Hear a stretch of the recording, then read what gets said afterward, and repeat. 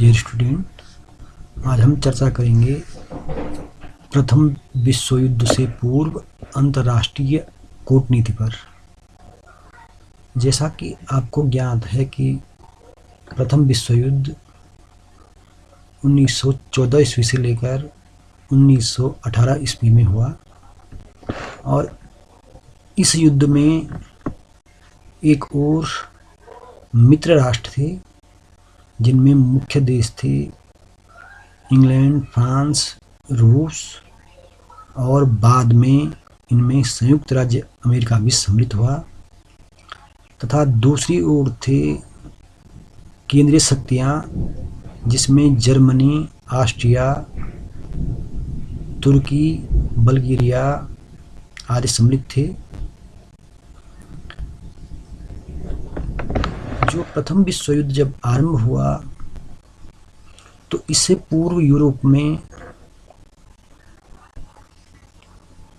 इतनी कूटनीतिक संधियां हो चुकी थी कि जिस कारण विश्व में गुटबंदी स्थापित हो गई थी।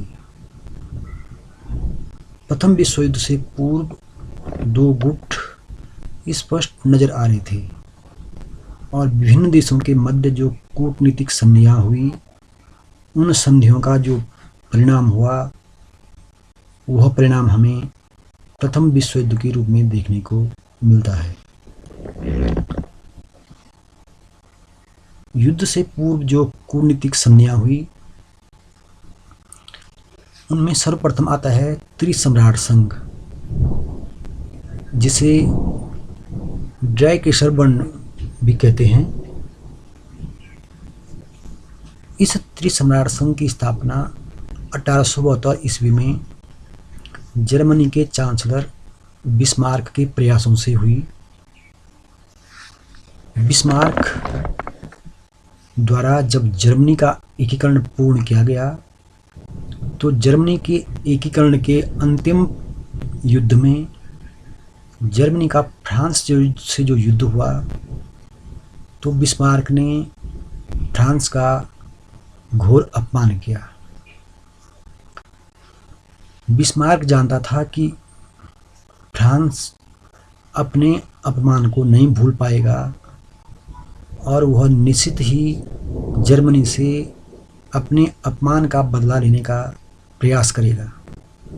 इसलिए जर्मनी के एकीकरण के पश्चात बिस्मार्क की विदेश नीति का पहला बिंदु यही था कि यूरोप में फ्रांस को अलग थलग रखना, क्योंकि बिस्मार्क जानता था कि यदि फ्रांस यूरोप में अलग थलग रहेगा तो वह अकेला जर्मनी के लिए कोई खतरा नहीं बन सकता है।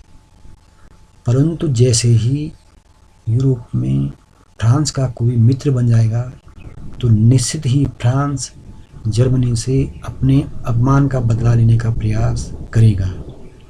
इसलिए यूरोप में फ्रांस को अलग थलग रखने के लिए बिस्मार्क ने त्रिसम्राट संघ का 1872 ईस्वी में गठन किया।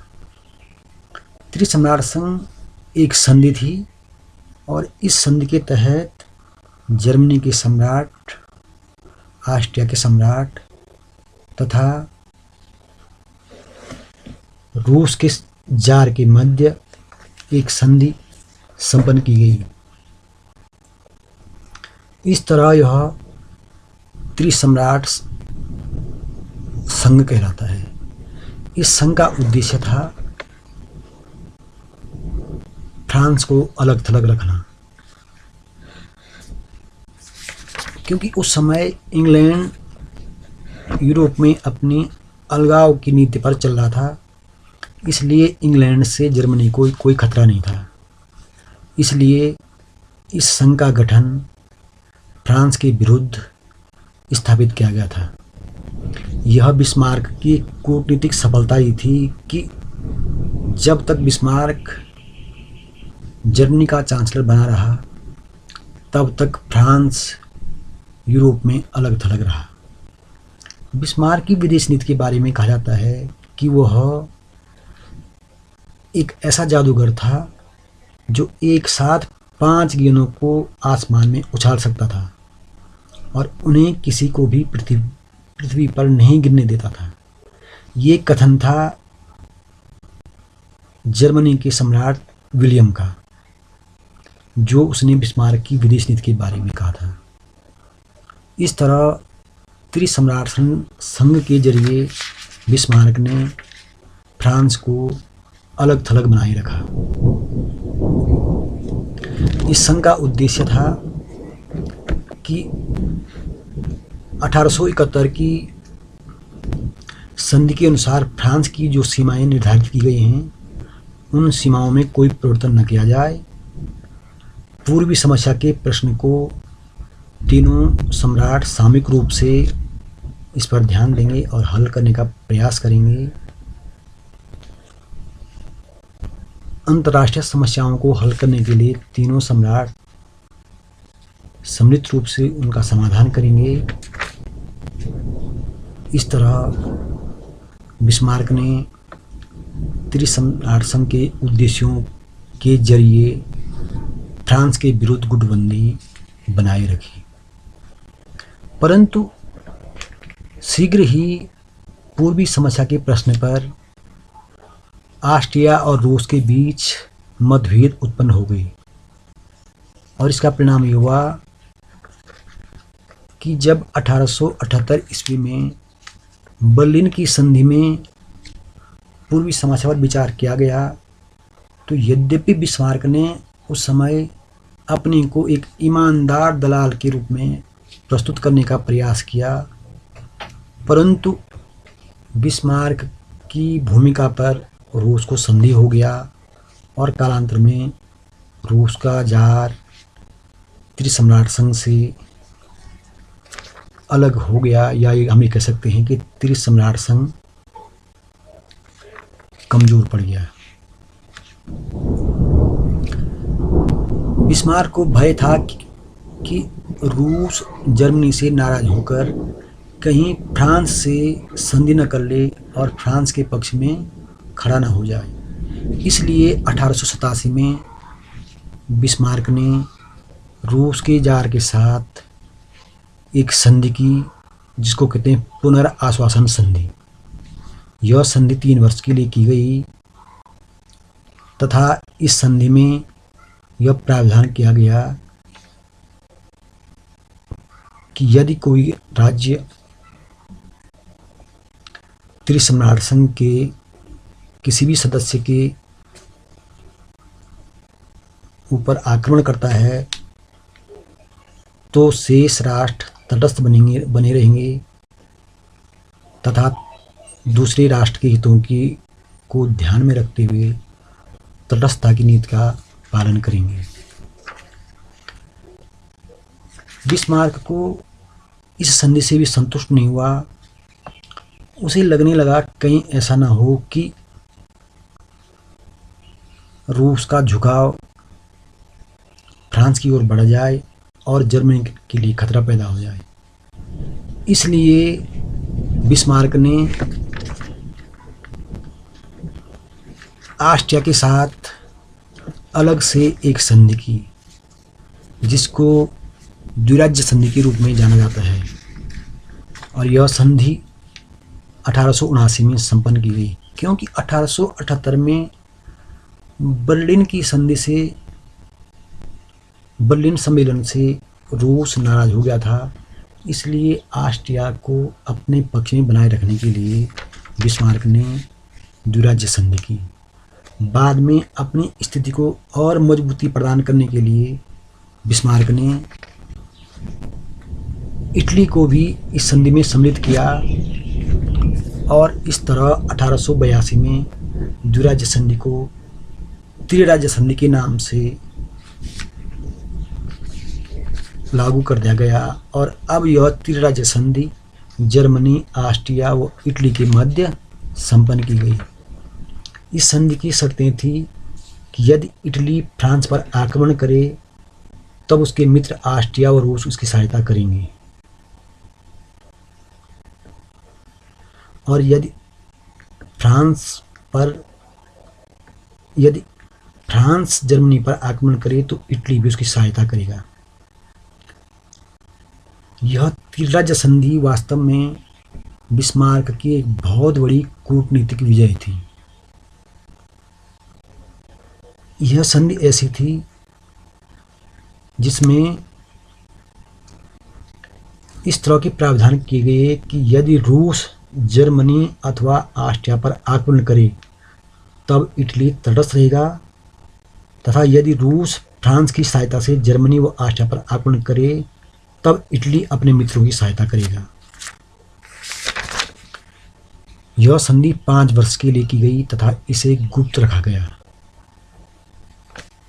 इस तरह इन गुप्त संधियों के कारण यूरोप में कूटनीतिक षड्यंत्र और स्थापित हुए।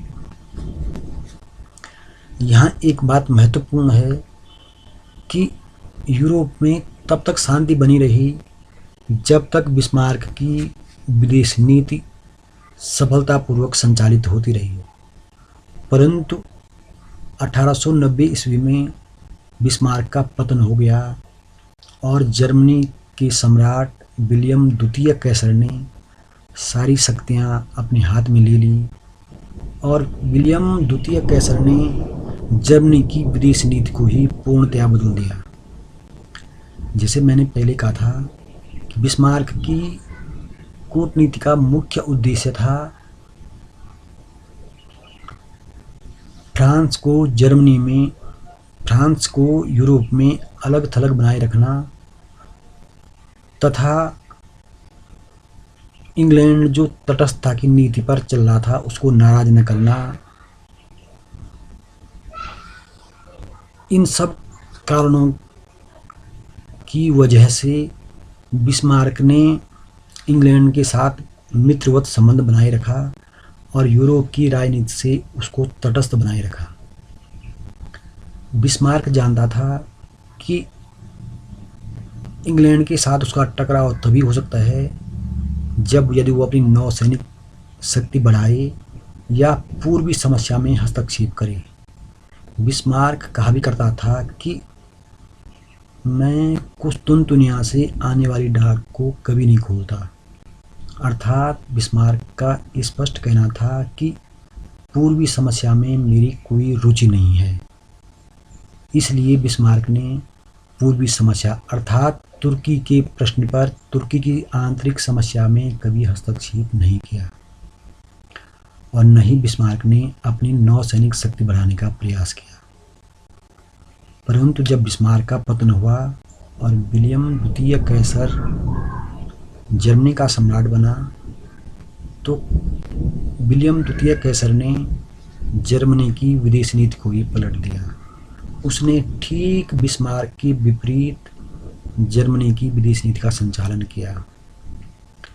बिस्मार्क जर्मनी को यूरोप तक ही सीमित रखना चाहता था, परंतु विलियम द्वितीय कैसर का कहना था कि मैं जर्मनी को विश्व शक्ति बनाना चाहता हूँ और विश्व में कहीं भी कोई घटना कोई निर्णय ऐसा नहीं होना चाहिए जिसमें जर्मनी की भूमिका न हो।